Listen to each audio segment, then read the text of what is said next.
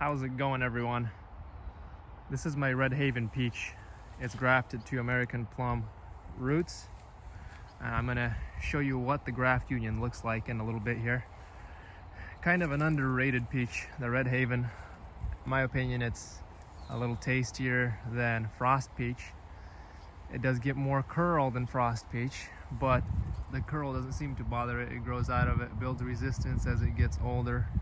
Another leaf curl resistant variety, not immune though, not like Frost or Nana Emo peach, but it seems to set fruit pretty reliably when other peaches fail. So definitely underrated. It does get split pit pretty often, but it's a very tasty peach. It comes about a week earlier than Frost. Very tasty peach. So the graft union on here is right on the bottom here. Notice the diameter mismatch. This is the plum down here.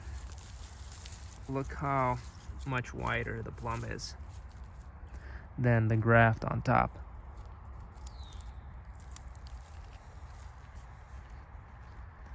That's usually an indication, like I was saying, of some form of incompatibility. Now, it does have a level of compatibility because this peach has survived here for about, when did I graft this? It's been at least 7 years, I'm gonna say that. 7 years grafted. And so that's why, like I was saying in my other video about compatibility of peach trees to plum roots, is why I'm trying to use Nectacotum inner stems now. So this sucker here was left on purpose. I now grafted Nectacotum inner stem. I'm gonna let this grow. I'm gonna leave about a foot and a half of stem and then graft the peach to it. And hopefully that will give me a little bit of lifetime extension of the peach tree on the plum roots due to the long-term incompatibility. Because, as I was saying in my other video, if I tried to plant peach on peach, it would produce the longest living tree. However, not here because we have wet soil. I cannot grow peach roots on wet soil. So the other thing is I no longer graft this low because peach is also susceptible to a lot of different fungal and bacterial issues when it's closer down to the ground level. The borers seem to get in a lot easier because it's just so low down there. Like in this tree here, this is also grafted to plum. However, this plum is slightly different than the other one.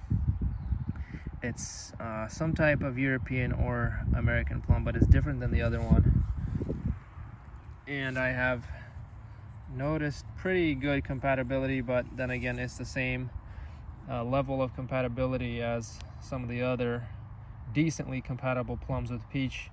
It's just that it still doesn't last very long, several years before it begins to decline and stops shooting out vigorous growth, and it starts declining, and eventually the plum roots kick the tree off and start growing its rootstock out. But if you look, come back to this tree, notice that it's not very vigorous. It still is early summer. It's not June yet. It's like May 19th, May 20th. So this is gonna put out growth, but you can tell that last season's growth was right there, 3 inches, 2 inches. So if I hacked it back a lot, then I'd get more growth. But normally you want to see a little bit more vigor, and that's also a sign of decline. And the reason why I don't graft low anymore is because you get issues like this when the graft is this low to the ground. It's just rot issues, fungal issues. This side of the trunk started dying back. I don't know if it was fungus, borers, bacteria, I don't know, but you can also see the slight bulge and the diameter mismatch on this graft as well. If you kind of look here on the plum root stock. I've also left one sucker to grow, and I grafted Nectacotum so that I can get an inner stem, and I'll have a replacement tree here in 2 years. And hopefully eventually I can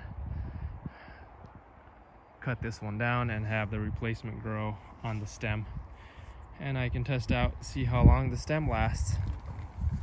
So that's my theory, is it should last longer with the bridge, since Nectacotum is a hybrid between peach and plum.